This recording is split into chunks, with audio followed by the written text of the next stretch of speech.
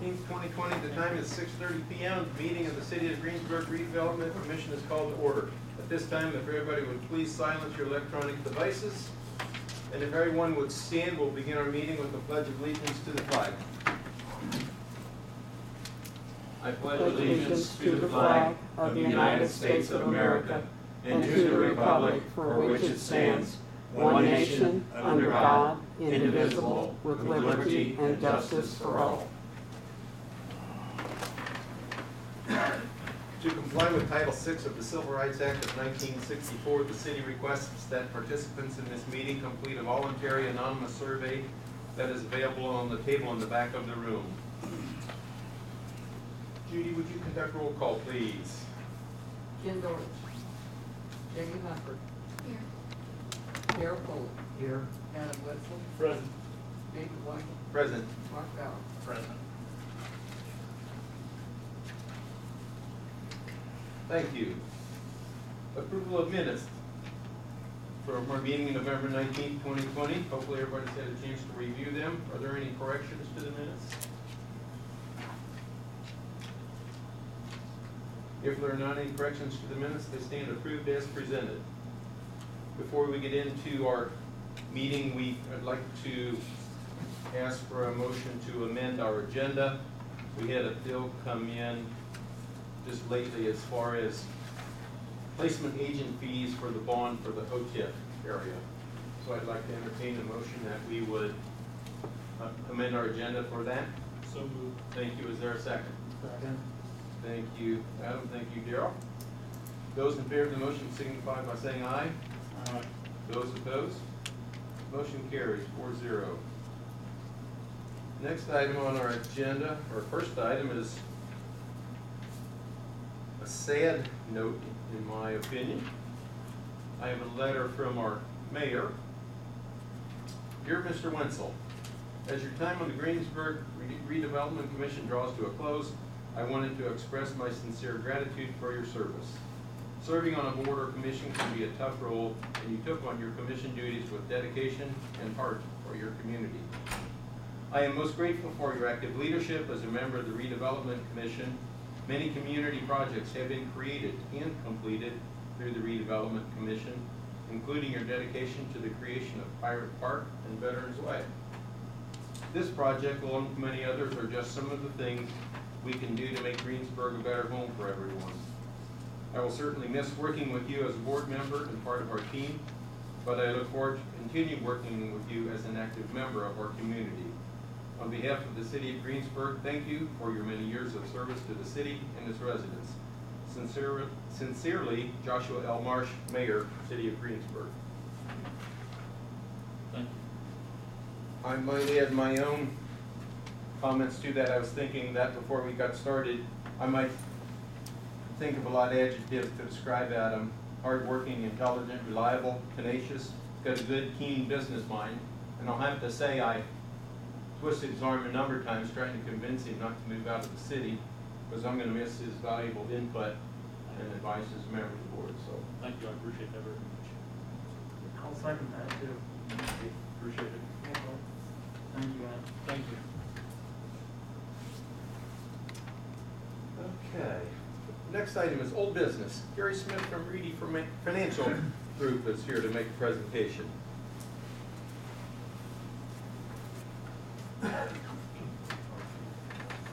Thank you. I sent out an email to this group back on November 18th, 2020 in response to this commission's concern over ongoing financial services and fees related thereto.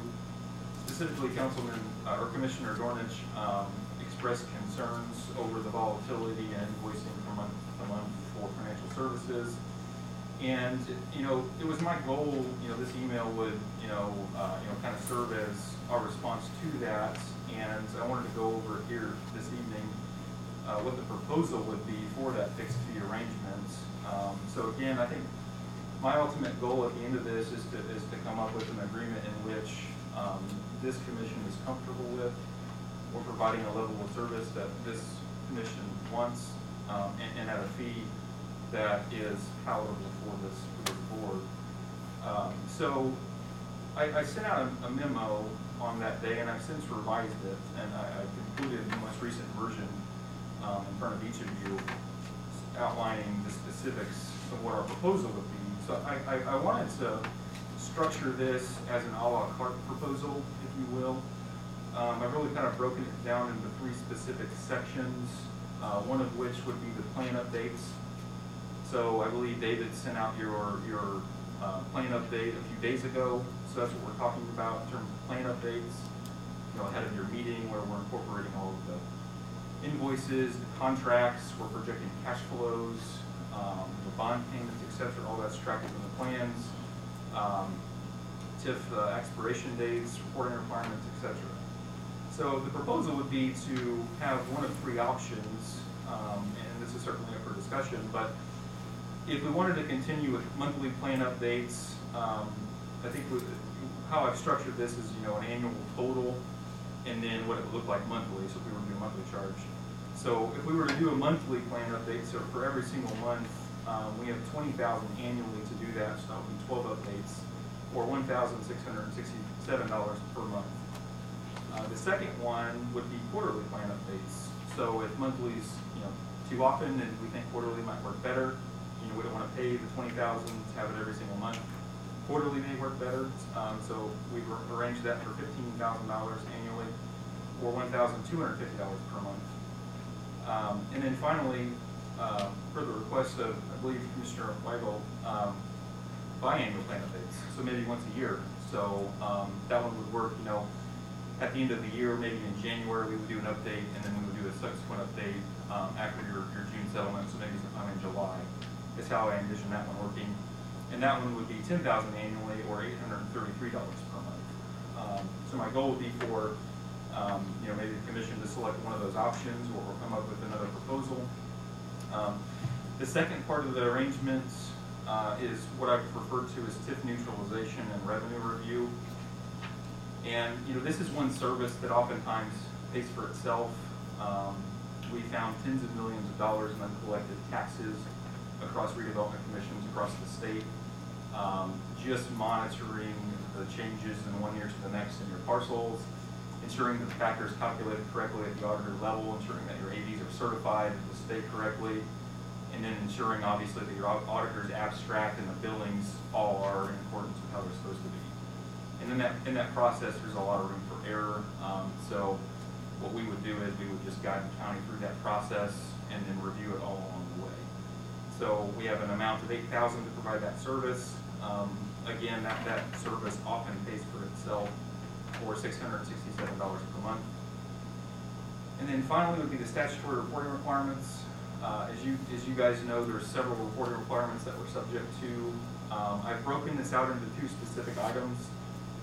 One would be full service compliance for $7,000 annually, or $583 per month.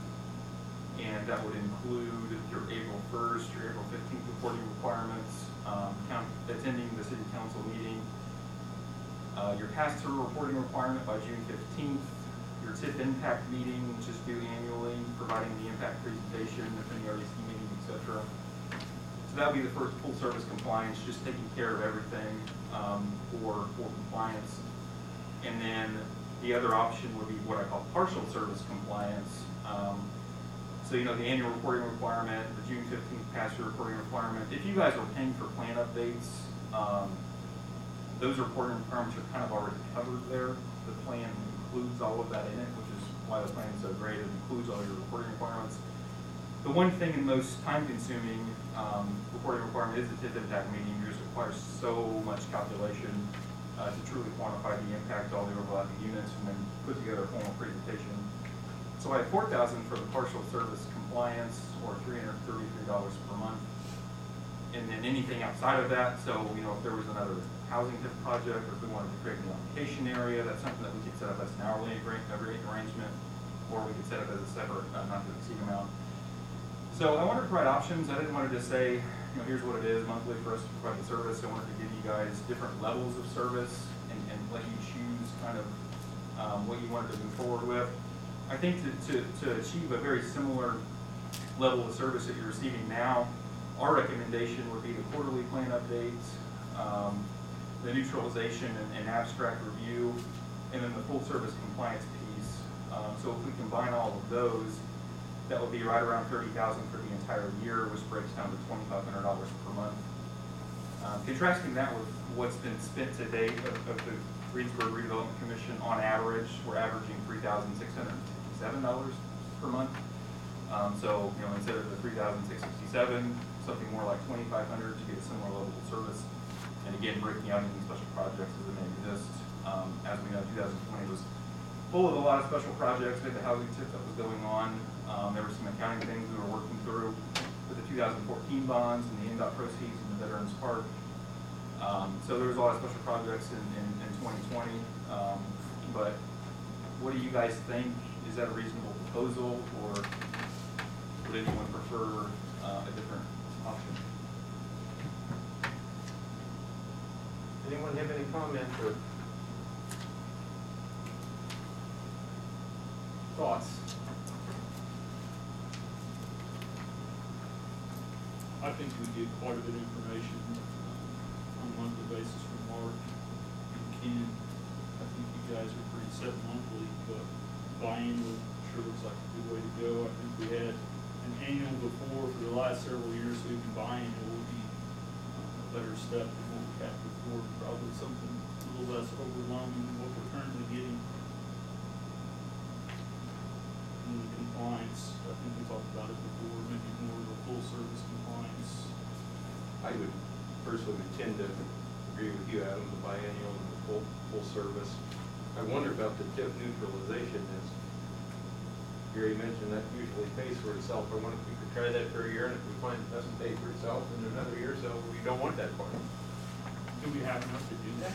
We provided that service in 2020, and whenever I was brainstorming, I talked to the mayor a little bit to see how, you know, what he thought about that. And he said, well, how much value did you provide in 2020? And, you know, it's one of those things where it's really hard to quantify, because it's one of those things that we're either doing or we're not doing.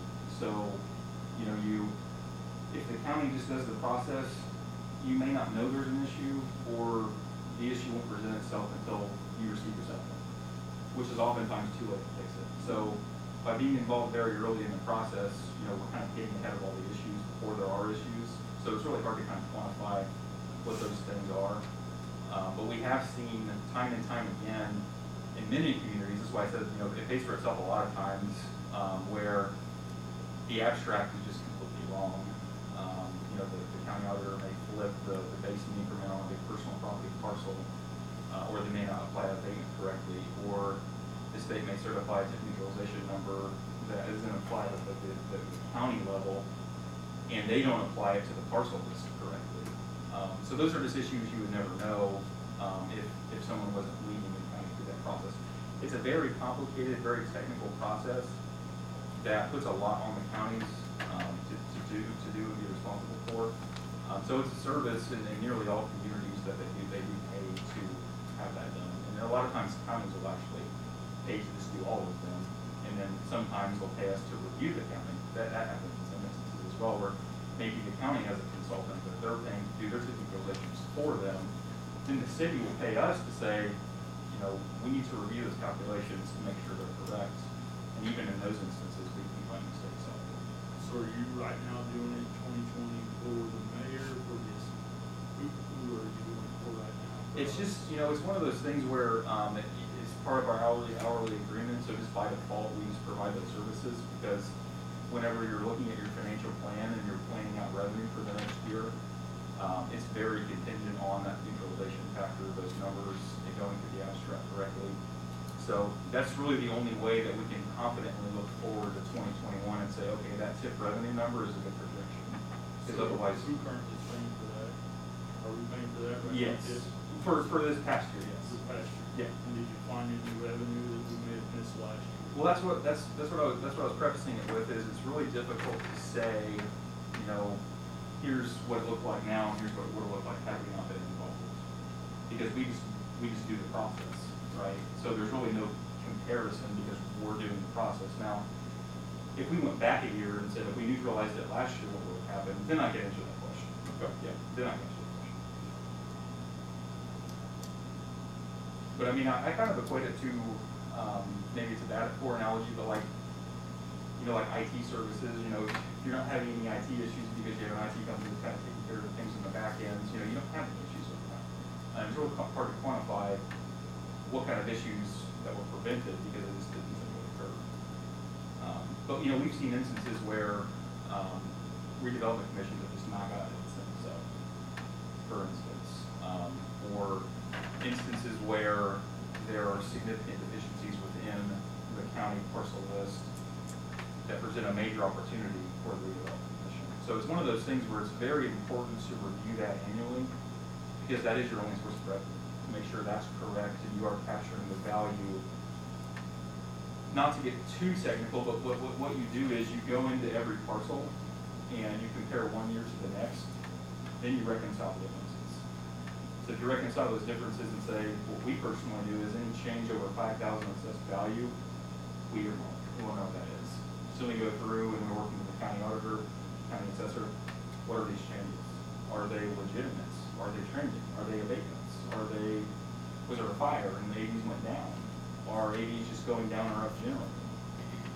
Doing those calculations and coming up with a factor, and then that factor being applied across all of your parcels, there's a lot of opportunities for those mistakes.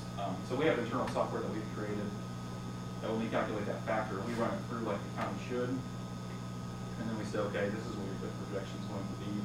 If there are any changes between then and when you're AD certified, we start speaking up and say these are the changes that need to be made. And then also sometimes use negative parcels as well, and those present opportunities for more revenue. So there's a million things in the weeds that the neutralization gets into, but it is very important.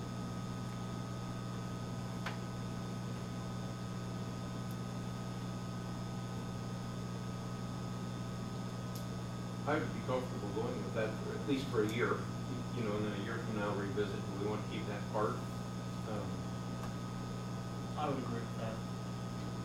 I think when we do it this year too, you know, we'll do it with the mind towards your question of what is the county saying and what are we doing, to where you can tangibly see those differences. Because like I said, I mean, if we're just doing it, we don't stop and say, let's compare two realities and present one versus the other. So I mean, we'll definitely do that going forward so we can show the value of that too.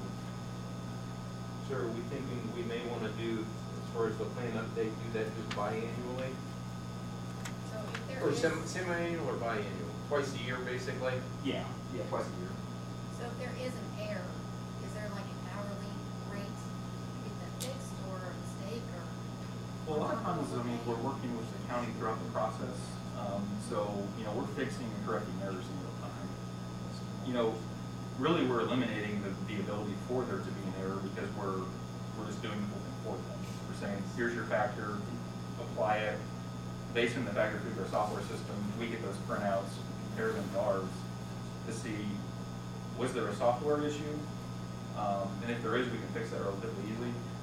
Where we don't know necessarily, and why it's hard to compare is if the county just does it on their own, we don't know if there's an issue with it because, you know, we're not doing it if they are. So the only way that I think it would convert to an hourly arrangement, unless there was some major issue that required a lot of attention.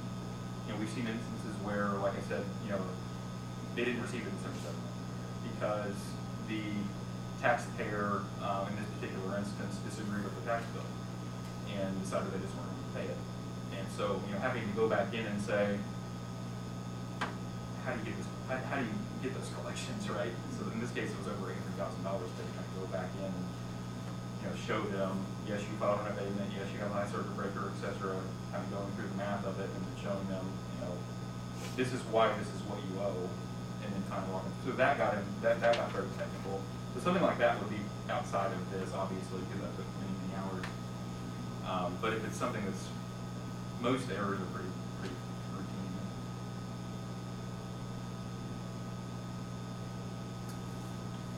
And I think that's one of those things too, you know, if we saw an issue, we would be in front of the board then, next year, we're going through neutralization. If it's something that we just can't fix, we're in front of the board saying, here's exactly what the issue is, here's what we anticipate is going to take to fix that, kind of go from there. And I almost envision the special project, like we said here, I mean, those can be set up as not to exceed as well. So if there was some specific issue, it would be some astronomical number, some number we would tell you what it would.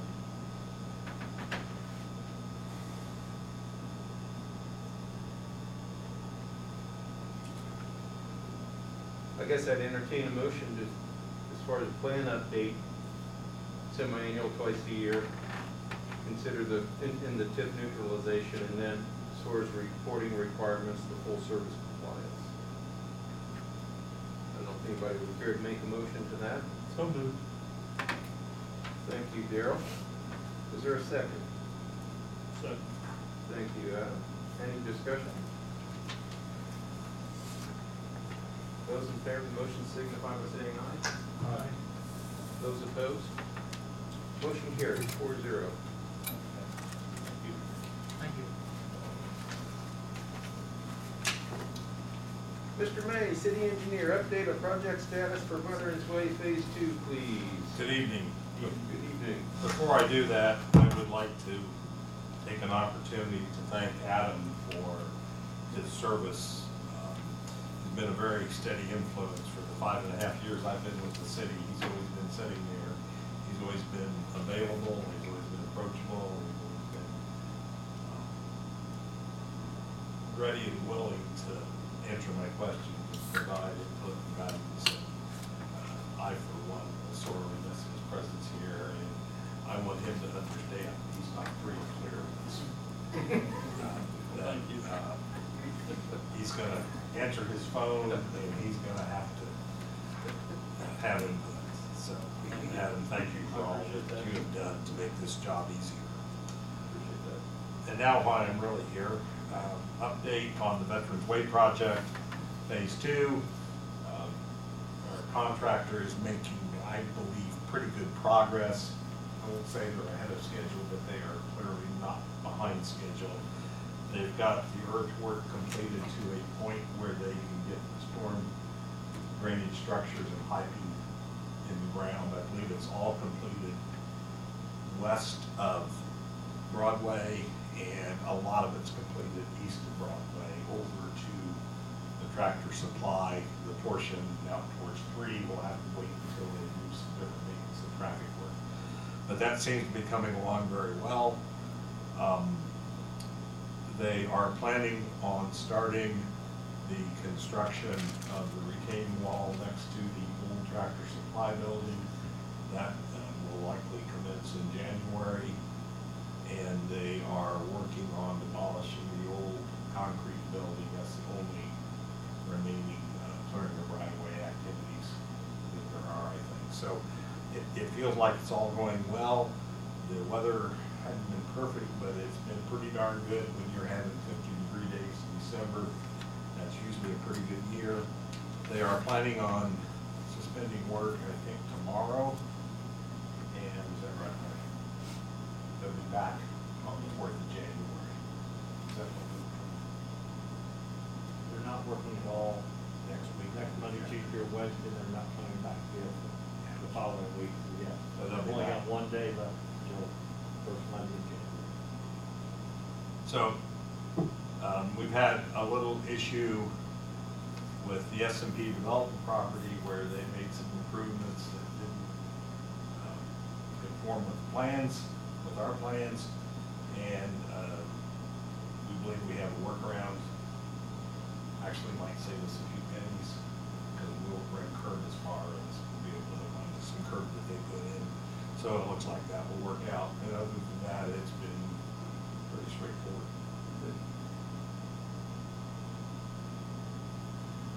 Any questions regarding Veterans Way Phase 2?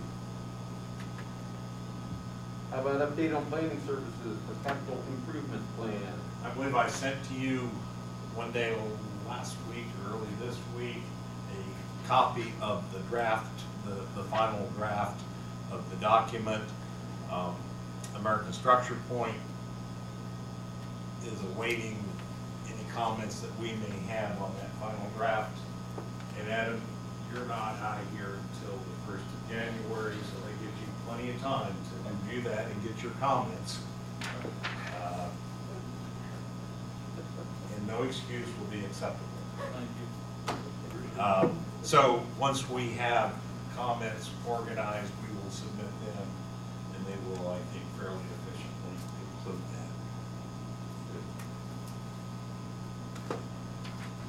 And how about update on Indiana Department of Health preparation of community-wide bicycle and pedestrian master plan? A while back, and I've lost track of when a while back is, but I think about 2 weeks ago, the mayor received the agreement between the city and the Indiana State Department of Health, and he electronically signed that, and we received word today that that agreement has been approved and signed by all of the necessary state personnel. We are awaiting a purchase order from the state for the grant amount, and when we receive that, that will be our notice to proceed. So we will be ready to have American Structure Point get started on that. I can share with you that when we scored the proposals for a consultant for our comprehensive plan that's upcoming, they were scored in position number 1. So Sarah is starting to negotiate with them on that, and there's a good probability that they will be doing both the comp plan and this bicycle pedestrian master plan. So that should all melt together very efficiently. Any questions? Thank you, sir. Thank you, Ron. First item under new business is Brick Hall. Did we take care of that with those signatures, Mr. Stevens? Yes, you did. Rick's associate Veronica was here, signatures were secured, bond has been placed, closing is scheduled for, I believe, December 23rd. So, closing on the property acquisition is scheduled for the 28th. So it is all moving along the way it is supposed to.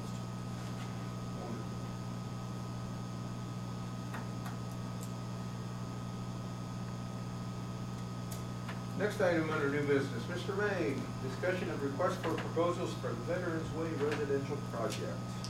I had sent to you last week, early this week, a proposed request for proposals from developers or developer builders in order to seek out interest in partnering with the city to work on the residential development north of Veterans Way and east of Smith Road. I am seeking your approval or your appropriate edits. The plan is, perhaps next week, if things go right, we have a list of possible partners, developers, to invite proposals from, and we will send that out because we are hoping to get, or we are, as you see in the graph there, requesting the proposal be returned by early February, thinking that we can make progress towards your meeting in February, moving forward with this process. Who all offered input into this proposal? Predominantly, it was the mayor and I. I know you've been working on it a good while. It's not just thrown together.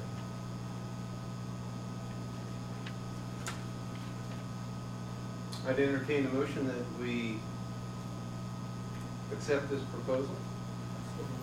Thank you. Is there a second? Thank you, Jamie. Motion made and seconded. Those in favor of the motion signify by saying aye. Aye. Those opposed? Motion carries 4-0. Thank you. Approval of claims. We have a number of claims.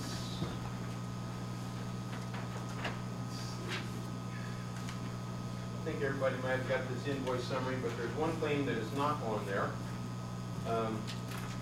Before I go into those claims a moment, we've got an updated financial status including stuff from December. And the best news I got this evening was that we got a property tax settlement for December, and it was more than double what we received in the June settlement. It was $723,510.99. So that is a big help.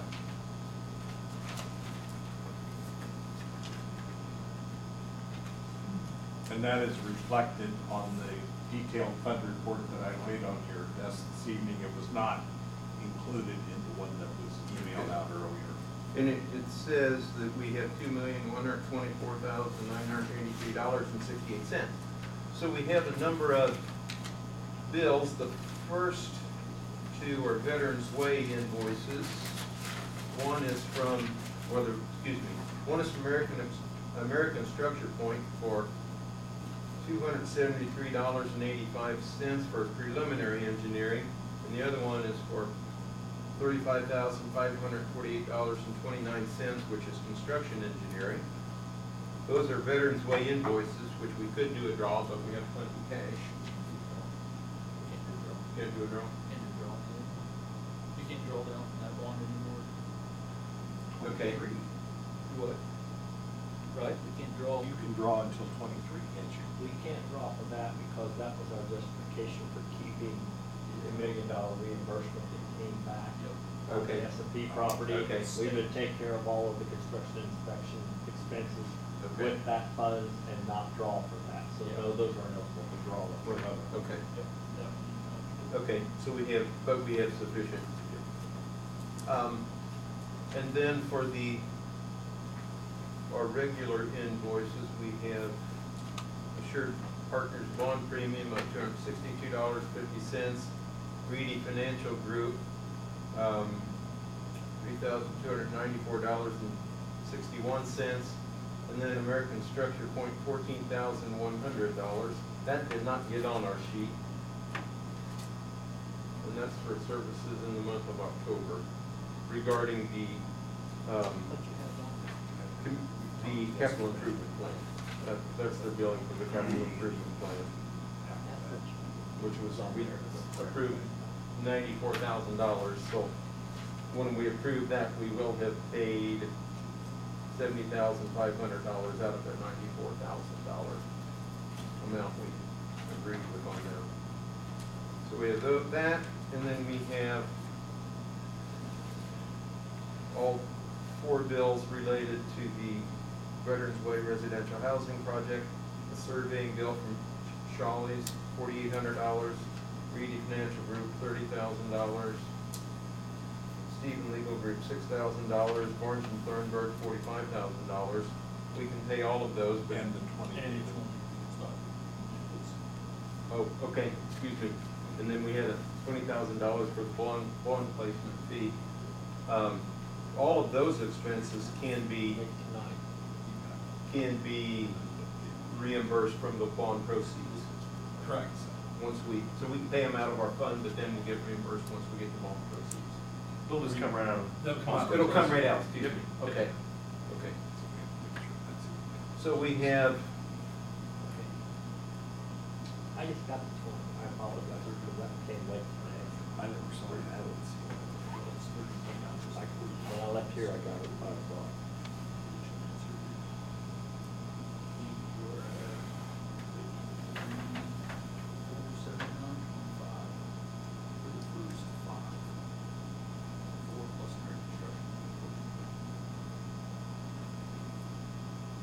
I'm sorry for the 479.25 for the first 4 and 14,100 construction.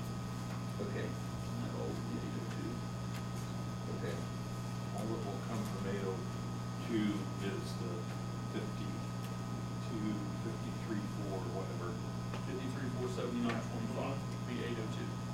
Okay, so we need a motion to approve payment of $53,479.25 out of Fund 802. Is there a motion to that effect? So Thank you, Adam. Is there a second? Thank you, Darrell. Any discussion? Those in favor of the motion signify by saying aye. Those opposed? Motion carries 4-0.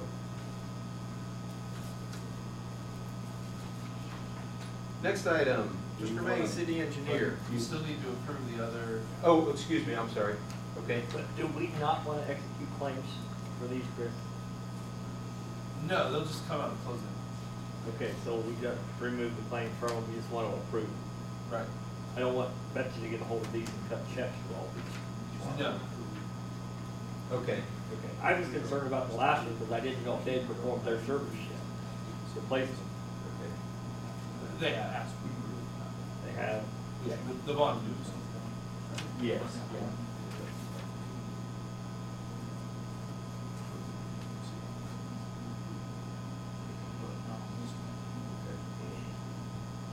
So we have to approve payments for the residential OTIF. The 5 claims are $105,800. $20,000 one we had, so I'd entertain a motion to pay the $105,800 for the OTIF. So moved. Thank you, Adam. Is there a second? Second. Thank you, Darrell. Those in favor of that motion, signify by saying aye. Those opposed? Motion carries 4-0. Next item, Mr. May, city engineer, update on city hall move. As I'm sure all of us are aware, we are embarking on the great adventure of remodeling City Hall. And that means that, well, as we speak, literally, we are in the process of packing up to get out of here. City Hall will be closed the week of the 4th of January. That's when the actual move is going to occur. And the important information for you all is we will not meet here next month. Okay. The meeting next month will be held in the gymnasium of the old Washington School. And that is where the temporary city quarters will be. And the entrance to the meeting room is off of the east side of the building. I'm sorry, the west side of the building. West side. Okay. Thank you for looking perplexed with that. Trying to get that in my head. So if you need any of us for the next 3 weeks, try. No guarantees how that will be. Make contact with anyone or where. You can always call Adam. I think that's an excellent plan. And we know where his office is. Yeah. So it might just converge on that point where you got You questions. can simply claim residence on Lincoln Street. Gotta talk to my wife about that. Give me your cell number. She's back there.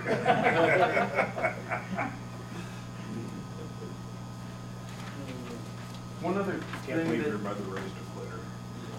I wonder if we should approve, our next meeting is going to be on January 21st. Our next payment on our bond is due January 15th, and it's at $250,000 of principal, and it looks like about $40,000 of interest, so it looks like it'll be $290,606. I guess I'd entertain a motion that we pay that when we get that notice from the bank next month. First, entertain a motion to amend the agenda to add Okay. payment of the claim on January 15th. I'd entertain a motion to amend the agenda for payment of our bond that will be due January 15th, 2021. So moved. Thank you, Darrell, for the motion. Second, Adam, thank you. Those in favor of the motion signify by saying aye. Aye. Those opposed? Motion carries 4-0. Now I'd entertain a motion to pay the proceeds, and it'll be, it looks like $290,606. So moved.